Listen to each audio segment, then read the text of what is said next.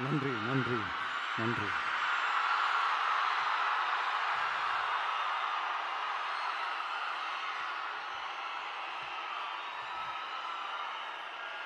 நான் போன மீட்டிங்கில்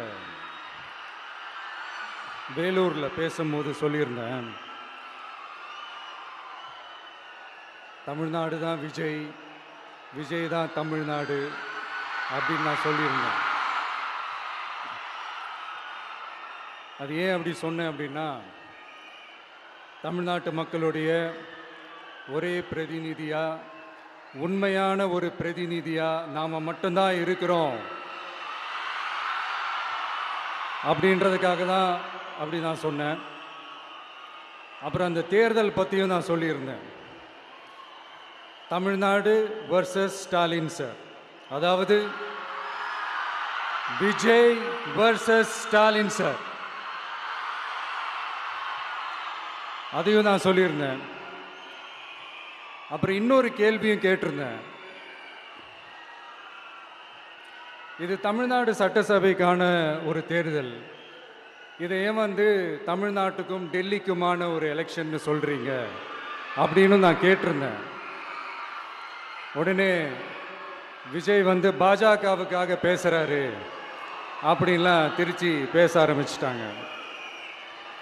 அப்புறம் ரெகுலராக ஒன்று பண்ணுவாங்கல்ல, நம்மளுடைய சிறுபான்மை சகோதரர்களை பயமுறுத்தி பயமுறுத்தி ஒரு ஒரு ஏமாத்து வேலை ஒன்று செய்வாங்கல்ல, அது இனிமேல் அவங்களால தொடர்ந்து செய்ய முடியாதுன்னு அவங்களுக்கு தெரிஞ்சு போச்சு. அதனால தான் நான் என்ன பேசினாலும் அதை திருச்சி பேசுறது, அந்த தில்லு முள்ளு வேலைகள்லாம் அவங்க செய்ய ஆரம்பிச்சிட்டாங்க. சென்னையில் டெல்லி டெல்லின்னு கூவுறதும், அடிக்கிற கொள்ளைக்கு ரைடு வந்துட்டா டெல்லிக்கு வெள்ளை கொடை பிடிக்கிறதும்,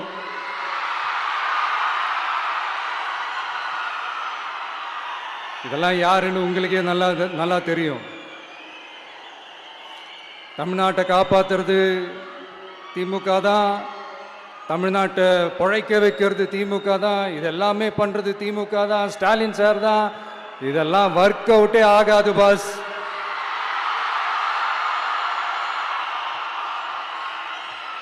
சின்ன பசங்களாம் சொல்ல ஆரம்பிச்சிட்டாங்க, ஓம் சக்தி பராசக்தி, திமுக ஒரு தீய சக்தி.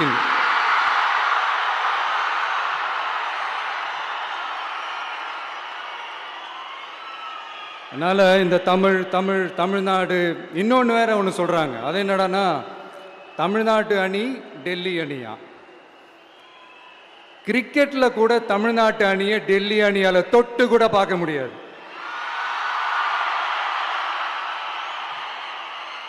அப்படி இருக்கும்போது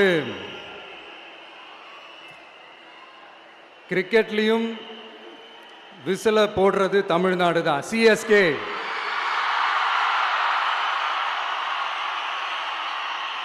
வரப்போற எலெக்ஷன்லயும் விசில போட போறது நம்ம டிவிக்கே தான். தமிழ்நாடு தான் டிவிக்கே, டிவிக்கே தான் தமிழ்நாடு. இந்த அணி அந்த அணி டெல்லி அணி இதெல்லாம் அனைத்தும் உடைஞ்சி நொறுங்கும், டிவிக்கே அடிச்சு நொறுக்கும்.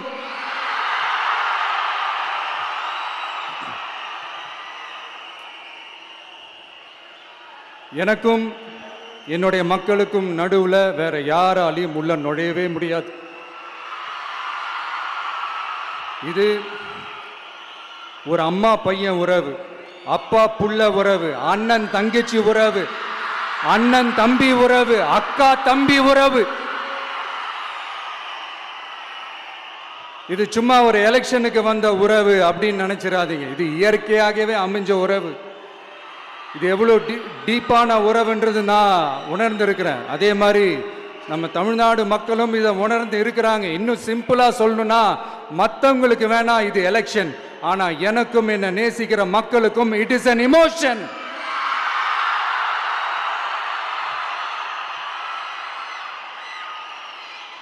And it is not an ordinary emotion. It is a powerful oceanic emotion. இப்படி இருக்கும்போது வீட்டுக்கு வீடு விஜய், தமிழ்நாட்டுக்காக விஜய், வெற்றி பேரணியில் தமிழ்நாடு, இதெல்லாமே 100% இந்த எலெக்ஷன்ல அது ப்ரூவ் ஆகும்.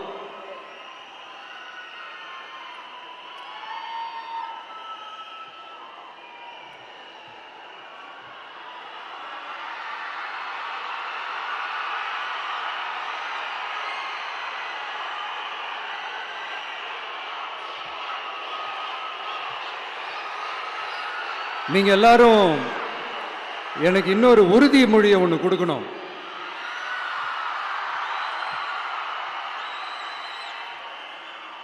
ஊழலற்ற உண்மையான சமூக நீதியை நிலைநாட்ட நம்ம ஆட்சியை அமைப்பீங்க தானே? உங்களை தான் கேட்கிறேன், நம்ம ஆட்சியை அமைப்பீங்க தானே? இந்த விஜய்க்கு ஒரு வாய்ப்பு கொடுப்பீங்க தானே? உண்மையிலே கொடுப்பீங்க தானே? இந்த விஜய நம்புறீங்க தானே? ஒவ்வொரு வீட்லயும் விசில் சத்தம் கேட்கும் தானே? அந்த விசில் சத்தம் ஒவ்வொரு பூத்திலையும் புயலா ஒலிக்கும் தானே? Thank you, thank you, thank you.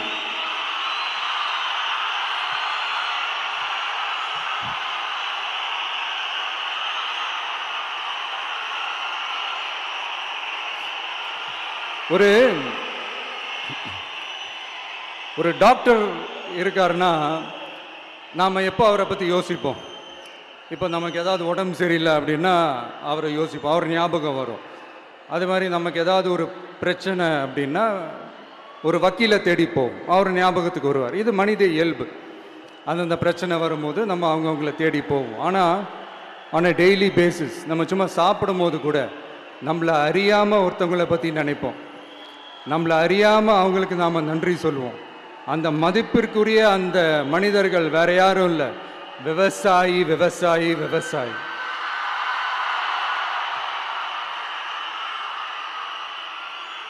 அவங்க பார்க்கறதுக்கு வேணா சாதாரணமாக இருப்பாங்க, ஆனால் அவங்க சாதாரணமான மனிதர்கள்லாம் கிடையாது.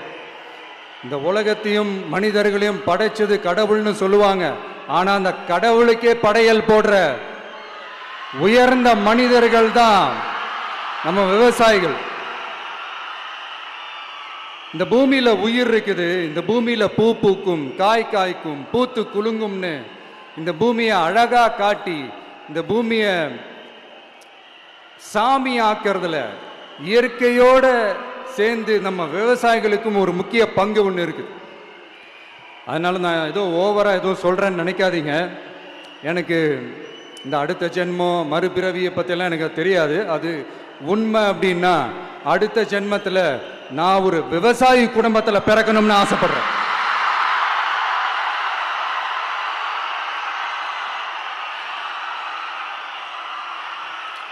எனக்கு விவசாயத்தை பற்றி டீட்டெயில்டாக தெரியாது தான், நான் ஒத்துக்கிறேன். அதனால் மற்றவங்க மாதிரி நானும் டெல்டாக்காரன் தான் அப்படின்னு உங்கள் காதில் டால்டா ஊத்தலாம் நான் வரல.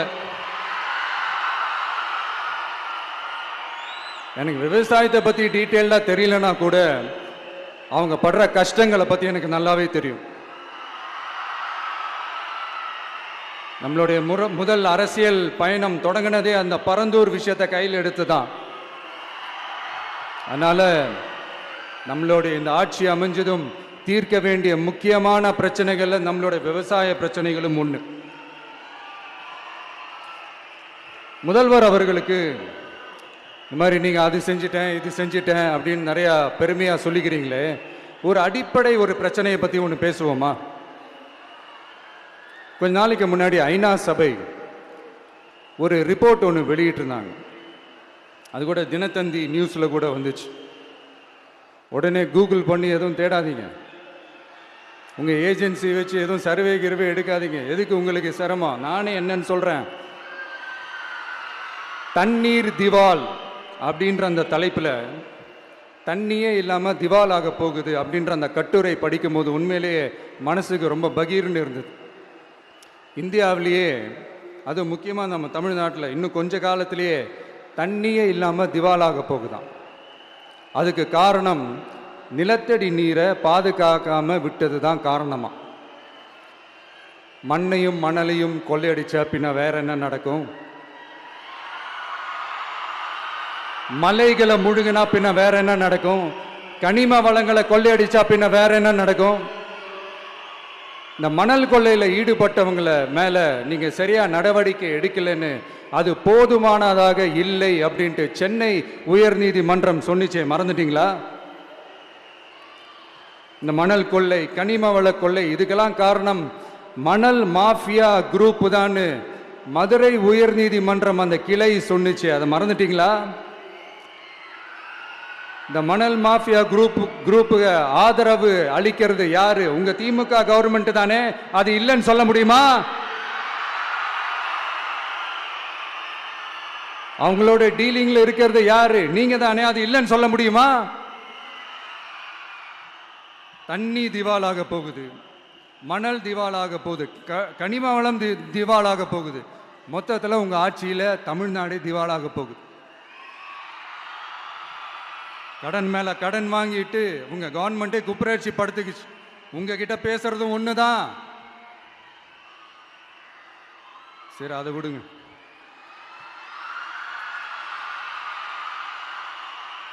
நம்ம விவசாயிகள் கஷ்டப்பட்டு விளைய வச்ச அந்த நெல்லெல்லாம் மழையில் நனைஞ்சி வீணா போச்சே.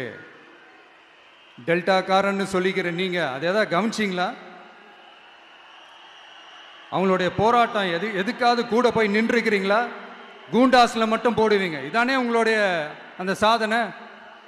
பரந்தூர் பிரச்சனை, உங்களுடைய உண்மையான நிலைப்பாடு என்ன? மேல்மா விஷயத்தில் உங்களோட உண்மையான நிலைப்பாடு என்ன?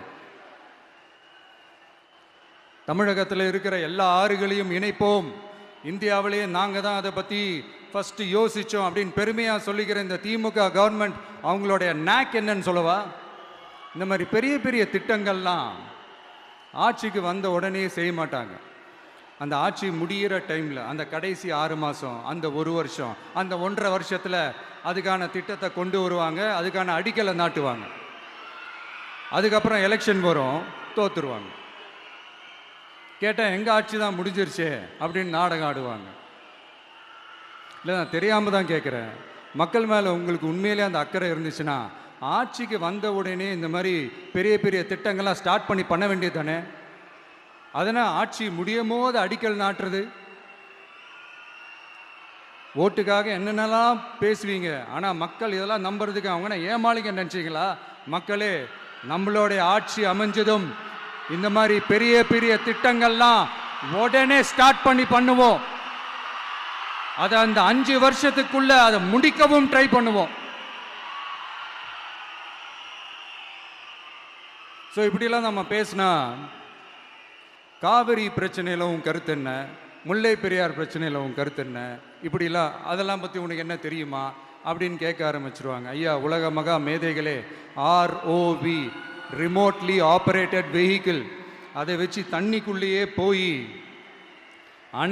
அணைகளோட உறுதித்தன்மையை ஆராய்ச்சி பார்க்குற வரைக்கும் நான் எல்லாம் தெரிஞ்சுதான் வச்சிருக்கிறேன். ஒருத்தன் சைலண்டாக இருக்கான், அமைதியாக இருக்கான்னா உடனே அவனுக்கு எதுவுமே தெரியாதுன்னு நினச்சிடாதீங்க. சும்மா கருத்து சொல்லிக்கிட்டு கம்பு சுற்றிக்கிட்டு இருந்தால் எல்லாமே நடந்துருமா? நசன் பேசி அதை கேட்டு மக்கள் வெறுத்து போயிட்டாங்க. உருப்படியா ஏதாவது யோசிங்கயான்னு மக்கள் நினைக்கிறத யாருக்கு தெரியுதோ தெரியலையோ, எனக்கு அது நல்லாவே தெரியுது. உரிய இடத்துக்கு போய் சம்பந்தப்பட்டவங்களோட பேசி அதுக்கான சொல்யூஷன் என்னன்னு தெரிஞ்சுக்கிட்டு அதை ப்ராப்பராக எக்ஸிக்யூட் பண்ணணும்.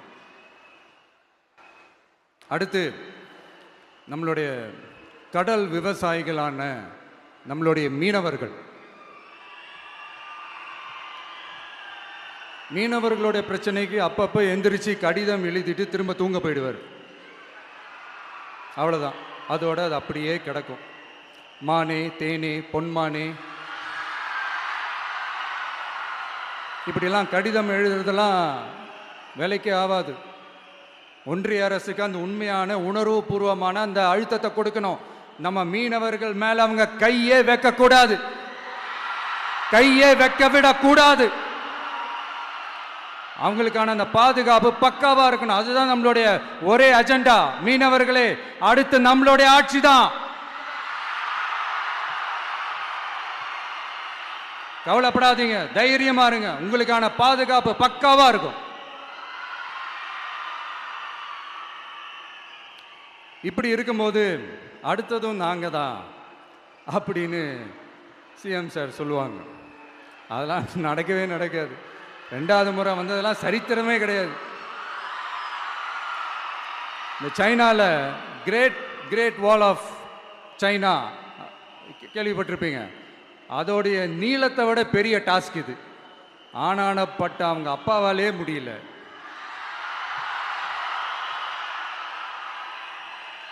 நான் முன்னாடியே சொன்ன மாதிரி உரிய இடத்துக்கு போய் சம்மந்தப்பட்டவங்களோட பேசி அதுக்கான சொல்யூஷன் என்னன்னு தெரிஞ்சுக்கிட்டா அதை எக்ஸிக்யூட் பண்ணுறது தான் ஒரு தெளிவான அரசியல். சும்மா ஆறுதல் சொல்கிறதெல்லாம் தெளிவான அரசியல்லாம் கிடையாது. அதெல்லாம் ஒரு ஹம்பக் அரசியல். அரசியலுக்கு வந்துட்டா கலெக்ஷன் பார்க்கலாம் அப்படின்றதெல்லாம் அரசியல் கிடையாது. உண்மையிலே மக்களுக்கான அந்த உழைப்பு இருக்கணும். அதனால தான் நாம் அரசியலுக்கு வந்திருக்கிறோம். இது எதிரிங்களுக்கு நல்லாவே தெரியும். அதனால தான் நம்மளை சுற்றி அத்தனை சதிகள். அதில் முக்கியமான சதி என்ன தெரியுமா? இதை பாரு, ஒன்று நீ இல்லைனா நான் இல்லைனா நீ இல்லைனா நான். நமக்குள்ள வேற எவனும் நடுவில் வந்துடக்கூடாது. நாம 2 பேரால மட்டும்தான் மக்களை ஈஸியா ஏமாத்த முடியும். இந்த விஜய் வந்ததுனால நமக்கு பொழப்பே போச்சு. மக்கள் வேற அவனை தான் நம்புறாங்க. நாம வெளியே அடிச்சுக்கிற மாதிரி அடிச்சுக்கிட்டாலும் உள்ள நம்மளுடைய டீலிங் பக்காவா இருக்கணும். மக்களோட ஃபீலிங்ஸை பற்றிலாம் நமக்கு கவலை இல்லை. நமக்கு டீலிங் தான் முக்கியம். மாற்றி ஆட்சிக்கு வந்துடலாம்னு நினைச்சோம். ஆனால் அது நடக்காது போல் இருக்கு. அதனால நீ என்ன பண்ற? எஸ்ஓபின்னு போட்டு ஒரு பக்கம் அவனை தடுத்துரு, இன்னொரு பக்கம் அவன் மேல பழி போட்டு நானும் தடுத்துடுறேன். என்ன ஓகேவா? டீலிங் ஓகேவா? ஓவர்.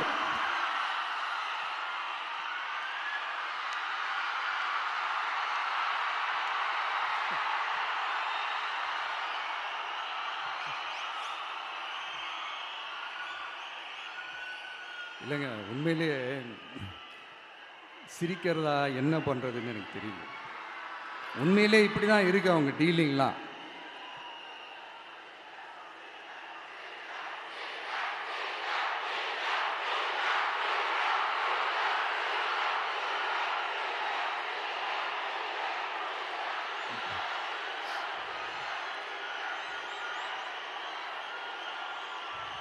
இப்படி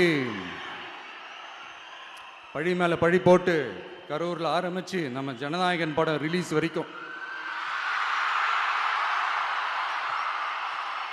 ஆனால் அந்த ரிலீஸ் பிரச்சனையில் நிறைய பேர் குரல் கொடுத்தாங்க. முக்கியமாக நம்மளுடைய முதல்வர் அவர்கள் கூட பூசி மொழிகி பட்டும் படாமல் குரல் கொடுத்தாங்க. But what ever it is, குரல் கொடுத்த அவங்களுக்கும் மற்றவங்க எல்லாருக்கும் இந்த நேரத்தில் என்னுடைய நன்றியை தெரிவிச்சுக்கிறேன். இப்படி நம்ம வெளிப்படையாக பேசுறதுனால சிஎம் சாரோட மனநிலை இப்போ எப்படி இருக்கும் தெரியுமா? ஏற்கனவே கட்சிக்காரங்க தொல்லை தாங்க முடியல, தூங்க விட மாட்டேறாங்க. இந்த விஜயும் வந்து தூங்க விட மாட்டான். நம்ம பாட்டுக்கு ஹைவேல சைக்கிளில் சோலாவா போலான்னு நினைச்சோம். இவன் நாடானா மக்கள் சக்தியோட வந்துட்டு இருக்கான். இவன் தான் கேள்வி கேட்கறான்னு பார்த்தா மக்களையும் கேள்வி கேட்க வைக்கிறான். 1000 ரூபாய் கொடுத்துட்டு இருந்தோம், 5000 ரூபாய் கொடுத்து ஏமாத்தலான்னு பார்த்தா அதையும் கேள்வி கேட்க வைக்கிறான். விசில் சத்தம் வேற விண்ண முட்டுது. கூட்டணி கட்சிகள் தொல்லை வேற தாங்க முடியல. இவன் பண்ற பிரச்சாரத்தையாத்த முடக்கலான்னு பார்த்தா அப்பவும் மக்கள் அவன் பின்னாடி தான் நிக்கிறாங்க. என்ன பண்றது ஏது பண்றதுன்னு தெரியாத ஒரு மனநிலையில இருப்பாரு. ஆனா சார், நீங்க இந்த விஜயம் முடக்கலாம். ஆனா ஒவ்வொரு வீட்டில் இருக்கிற ஒவ்வொரு விஜயையும் உங்களால முடக்கவே முடியாது.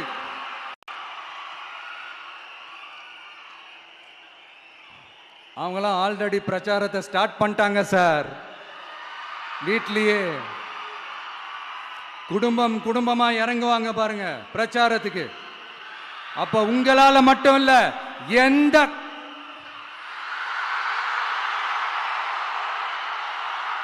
யாராலையும் தடுக்க முடியாது.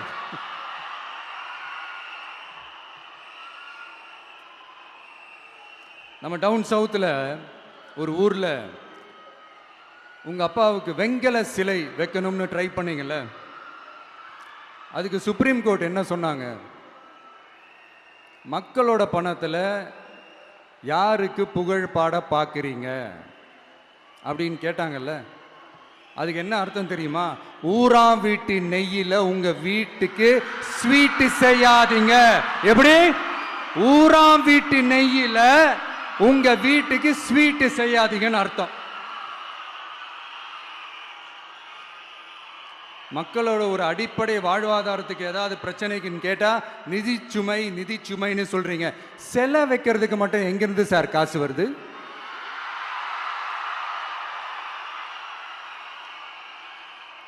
முதல்ல மக்களுக்கு அந்த சோறுக்கு வழி பாருங்க சார். சிலை வைக்கிறத பத்திலாம் அப்புறமா யோசிக்கலாம்.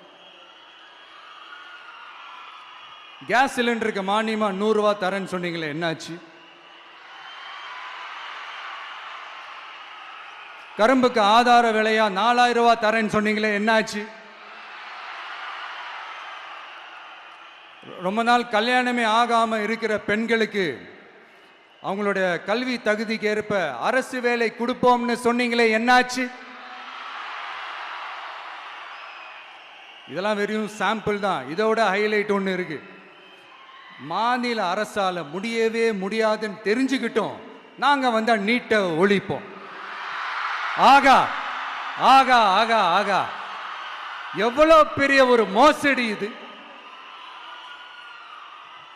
கேட்டா நாங்க தான் முன்மாதிரி ஆட்சின்னு சொல்லுவாங்க. மோசடி ஆட்சி. மோசமானவங்களே முக்கியமானவங்க கேள்விப்பட்டிருக்கிறீங்களா? அந்த மாதிரி மோசடி ஆட்சியிலே முக்கியமான ஆட்சி இந்த திமுக ஆட்சி. மக்களே, மக்களை நேசிக்கிற விஜய் வேணுமா? மக்கள் விரோத ஆட்சி நடத்துற ஸ்டாலின் சார் வேணுமா?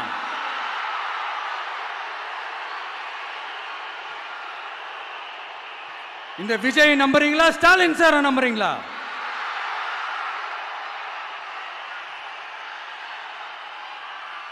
இந்த சத்தத்துக்கு அர்த்தம் தெரியுமா சார்? ஸ்டாலின் தொடரட்டும் அப்படின்னு அர்த்தம் கிடையாது. தீய சக்தி திமுக ஆட்சி மறையட்டும், தூய சக்தி டிவிகே ஆட்சி வரட்டும். நானும் உதிக்கட்டும்னு சொல்லாம்னு நினைச்சேன், பார்த்தா அதை வேற திருச்சி பேச ஆரம்பிச்சிருவாங்க. திருநெல்வேலியில், நாங்குநேரியில் இப்போ ரீசெண்டா ஒரே லைன்ல சொல்லணும்னா, நம்ம நண்பர் ஒருத்தர் ட்வீட் போட்டிருந்தாரு, அதையே சொல்றேன். ஸ்டாலின் தொடரட்டும், சட்டம் ஒழுங்கு சந்தி சிரிக்கட்டும். இதுதான் அந்த பிரச்சனைக்கு ஒரே லைன்.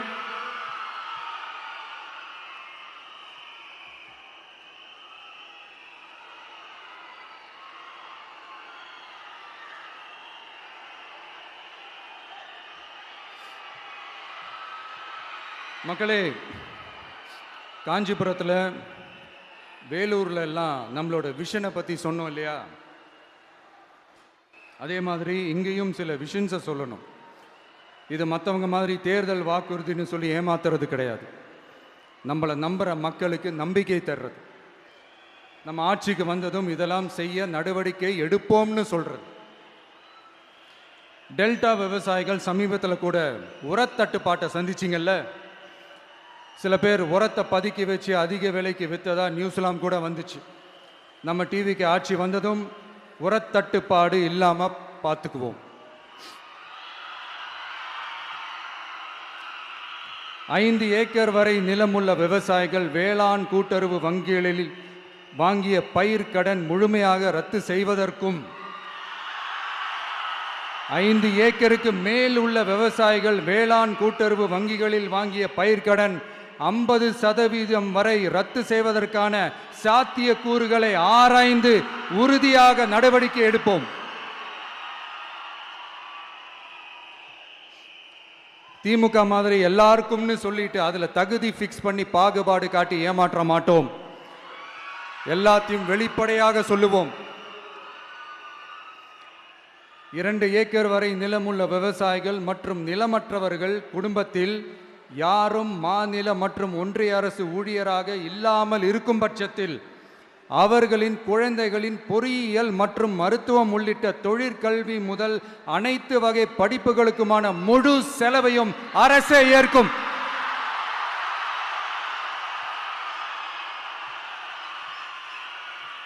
விவசாயிகளின் விருப்பத்திற்கு எதிராக எந்த திட்டமாக இருந்தாலும், ஒன்றிய அரசின் நெருக்கடியே இருந்தாலும் அந்த திட்டத்தை உங்களுடைய டிவிகே ஆட்சி முழுமையாக நிராகரிக்கும். எப்போதும் விவசாயிகளின் பக்கமே நம் ஆட்சி நிற்கும். கொள்முதல் நிலையங்களில் முறையாக நெல் மூட்டைகள் பாதுகாக்கப்படும். நெல் முளைத்து வீணாவதை பார்த்து கொண்டு நமது அரசு சும்மா இருக்காது. போதுமான கொள்முதல் நிலைய வசதிகள் ஏற்படுத்தப்படும்.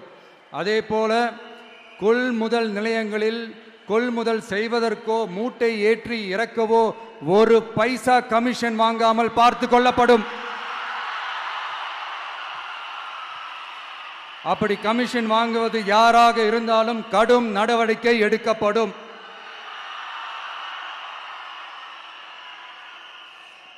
ஐநூறு ரேஷன் கார்டுகளுக்கு ஒரு ரேஷன் கடை என்ற வரையறை நிர்ணயிக்கப்படும். கிராமங்களிலும் எடையாளர் நியமிக்கப்படுவார். பெண் விற்பனையாளருக்கு பெண் எடையாளர், ஆண் விற்பனையாளருக்கு ஆண் எடையாளர் என்பது பின்பற்றப்படும்.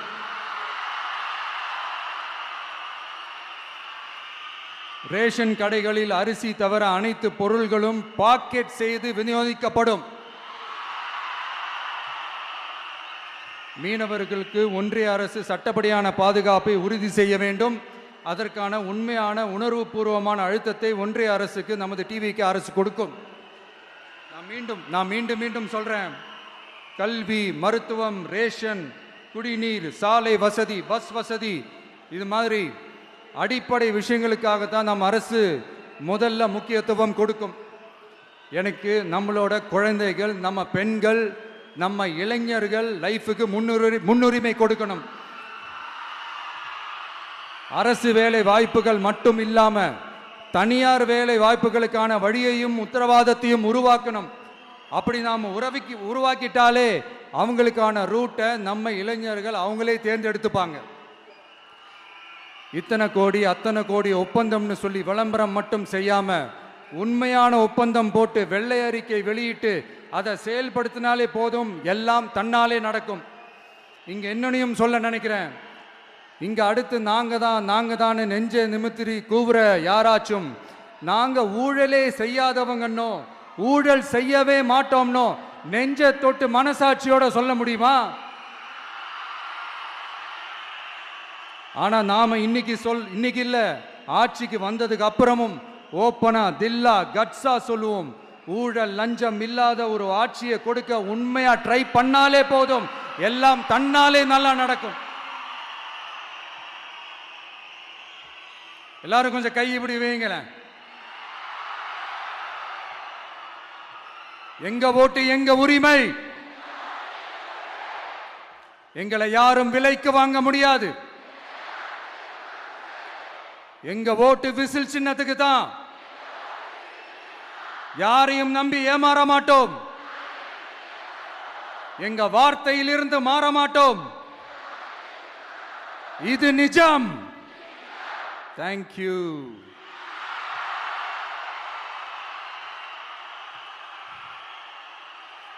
என் நெஞ்சில் குடியிருக்கும் தஞ்சை மக்களே,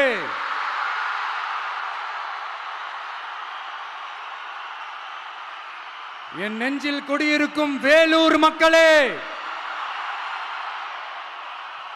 வேலூர்ல இதை நான் சொல்ல மறந்துட்டேன், சாரி. உங்களுக்காக இங்க நான் சொல்றேன், உங்களோட நான் இருக்கேன், நம்மளோட நம்ம மக்கள் இருக்கிறாங்க. இதுக்கு மேல என்ன வேணும்? கான்பிடென்ட்டா இருங்க, நல்லதே நடக்கும், வெற்றி நிச்சயம். மீண்டும் சந்திக்கும் வரை நன்றி, வணக்கம்.